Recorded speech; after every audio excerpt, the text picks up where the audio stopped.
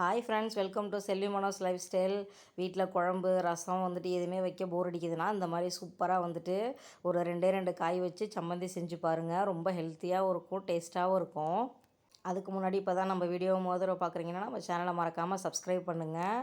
பக்கத்தில் இருக்க பெல் ஐக்கானையும் கிளிக் பண்ணிக்கோங்க. வாங்க வீடியோக்குள்ளே போகலாம். பாருங்கள், அந்த சம்மந்தி செய்கிறதுக்கு ஒரு 2 பெரிய நெல்லிக்காய், ஒரு மாங்காய், ஒரு சின்ன துண்டு இஞ்சி, கொஞ்சமாக வந்துட்டு கருவேப்பிலை, ஒரு பச்சை மிளகா, தேவையான அளவு வந்துட்டு உப்பு எடுத்திருக்கேன். இதான் வந்துட்டு சம்மந்தி செய்கிறதுக்கு தேவையான பொருள். வாங்க இப்போ எப்படி செய்கிறதுன்னு பார்க்கலாம். பாருங்கள், இப்போ ஃபஸ்ட்டு அந்த பெரிய நெல்லிக்காயை எடுத்து அதோட சீடை மட்டும் விட்டுட்டு மேலே இருக்கிறது எல்லாத்தையுமே வந்துட்டு வெட்டி எடுத்துக்கலாம். உங்களுக்கு பெரிய நெல்லிக்காய் பிடிக்காதுன்னா நீங்கள் அரை நெல்லிக்காய் இருக்குது பார்த்தீங்களா, சீசன் டைமில் நீங்கள் அதில் கூட செஞ்சு சாப்பிட்டு பார்க்கலாம். ஆனால் எல்லா நாளும் இந்த நெல்லிக்காய் கிடைக்கிறதுனால இதில் வந்து செஞ்சு நீங்கள் சாப்பிடுங்க. ரொம்பவே வந்துட்டு டேஸ்ட்டு நல்லாயிருக்கும். பாருங்கள், இப்போ வந்துட்டு நெல்லிக்காயில் அந்த சீடை மட்டும் விட்டுட்டு மேலே இருக்க சதை எல்லாத்தையுமே வந்துட்டு எடுத்துட்டேன். அடுத்தது வந்துட்டு மாங்காய் வந்துட்டு வெட்டிக்கலாம். நான் வந்துட்டு ஒரு நேரத்துக்கு சாப்பிட்ற மாதிரி தான் செய்கிறேன். அதனால் எனக்கு இந்த ஒரு கீத்து மாங்காய் மட்டுமே வந்துட்டு போதும். இது வந்து நேற்று நான் சந்தையில் வாங்கிட்டு வந்த மாங்காய் செம்ம ஃப்ரெஷ்ஷாக இருந்துச்சு. இது வந்துட்டு ஒட்டு மாங்கான்னு சொல்லுவாங்க. ஒரு வேளை வந்துட்டு இந்த மாதிரி மாங்காய் கிடைக்கல அப்படின்னா குண்டு மாங்காய் இருக்குது பார்த்தீங்களா, நீங்கள் அந்த மாங்காய் கூட எடுத்துக்கலாம். உங்கள் ஊரில் எது கிடைக்குதோ அந்த மாதிரியே நீங்கள் எடுத்து செய்யுங்க. ரொம்பவே டேஸ்ட்டு நல்லா தான் இருக்கும். ரொம்ப வந்துட்டு புளிப்பாக இருக்குது அப்படின்னா கொஞ்சம் கம்மி பண்ணிக்கோங்க மாங்காயை. ஏன்னா நெல்லிக்காவுமே வந்துட்டு லேசான ஒரு புளிப்பு இருக்கும். இதுலேயே கொஞ்சம் புளிப்பு இருந்துச்சு அப்படின்னா ரொம்ப வந்துட்டு புளிப்பாக இருக்கும். அதுக்கேற்ற மாதிரி நீங்கள் பேலன்ஸ் பண்ணி எடுத்துக்கோங்க. நான் எடுத்துருக்க அளவு வந்துட்டு ரொம்ப கரெக்டாக இருக்கும் இதுக்கு. பாருங்க, இப்போ மாங்காயுமே வெட்டியாச்சு. இதை வந்துட்டு எடுத்து வச்சுக்கலாம். பாருங்கள், இப்போ வந்துட்டு சம்மந்தி செய்கிறதுக்கு வந்துட்டு எல்லாத்தையுமே வந்துட்டு வெட்டியாச்சு. இப்போ வந்துட்டு செய்ய ஆரம்பிச்சிடலாம். பாருங்கள், ஒரு மிக்ஸி ஜார் வந்துட்டு எடுத்துகிட்டு நம்ம முதல்ல வெட்டி வச்சுருந்தா நெல்லிக்காய் வந்துட்டு உள்ளே சேர்த்துக்கலாம். அதுக்கப்புறமா நம்ம வெட்டி வச்சுருந்தா மாங்காயுமே வந்துட்டு உள்ளே சேர்த்துக்கலாம்.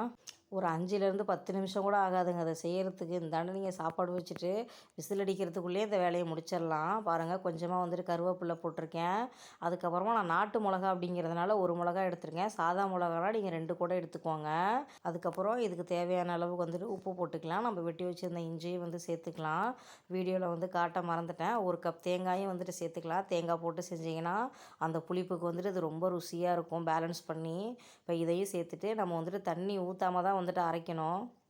ஏன்னா அந்த மாங்காயில் வந்துட்டு லேசான ஒரு ஈரத்தன்மை இருக்கும். அதுலேயே வந்துட்டு நல்லா வந்துட்டு கொரன்னு அரைஞ்சிருமே. கொஞ்சம் வந்துட்டு திப்பியாக இருக்குது, சரியாக வந்துட்டு தேங்காய் அங்கங்கே தெரியுது அப்படிங்கிறதுனால தண்ணி ஊற்றியே அரைச்சிட வேண்டாம். அப்புறம் வந்துட்டு சம்மந்தியே வந்துட்டு சுத்தமாக வந்து சொதப்பிடும். பாருங்கள், ஒரு சொட்டு தண்ணி கூட ஊற்றல, எப்படி கரெக்டான பதத்தில் வந்திருக்கு அப்படின்னு. அப்படி தூக்கி வந்துட்டு கையில் போட்டோன்னா வந்துட்டு உருண்டை வந்துட்டு அவ்வளோ கரெக்டாக வருமே. இது வந்துட்டு நம்ம கொஞ்சம் திரியாக இருந்தால் தான் அந்த பதம் வந்துட்டு ரொம்ப கரெக்டாகவும் இருக்கும். சாப்பிடும்போது வந்துட்டு ரொம்ப ருசியாகவும் இருக்கும். பாருங்கள், நம்மளோட பச்சை கலரில் வந்துட்டு 2 ஹெல்த்தியான காய் வச்சு சூப்பராக வந்துட்டு ஒரு சம்மந்தி வந்து ரெடி பண்ணிட்டோம். இதை வந்துட்டு ஒரு சூடான சாதத்தில் வந்துட்டு அப்படியே எடுத்து போட்டு கொடுத்தீங்கன்னா தொட்டுக்கிறதுக்கு பெருசாக காய் எதுவுமே கேட்க மாட்டாங்க. ஒரு உருளைக்கிழங்கு சிப்ஸோ வந்துட்டு ஒரு காராச்சோவோ ஏதோ வச்சு நீங்கள் சாப்பிட்டுக்கலாம். கொஞ்சமாக மேலே வந்துட்டு நெய் இல்லைன்னா வந்துட்டு தேங்காய் எண்ணெய் விட்டு சாப்பிடுங்க. நான் வந்துட்டு தேங்காய் எண்ணெய் தான் வந்து விட்டுருக்கேன். அப்படியே பிசைஞ்சு சாப்பிட்டிங்கன்னா அந்த புளிப்புக்கும் அந்த தேங்காய் வந்துட்டு லேசாக இனிக்கும். அந்த இனிப்புக்கும் அந்த காரத்துக்கும் அவ்வளோ சூப்பராக இருக்குங்க. எத்தனை தட்டு சோறு உள்ளே போகுதுன்னே தெரியாது. இதே மாதிரி கரெக்டான அளவில் நீங்களும் செஞ்சு சாப்பிட்டு பாருங்கள். எவ்வளோ சூப்பராக இருக்கிற வந்து கமெண்ட் பண்ணுங்கள். இந்த வீடியோ உங்களுக்கு பிடிச்சிருந்துச்சுன்னா மறக்காமல் லைக் பண்ணுங்கள், ஷேர் பண்ணுங்கள், நம்ம சேனலை சப்ஸ்கிரைப் பண்ணுங்கள்.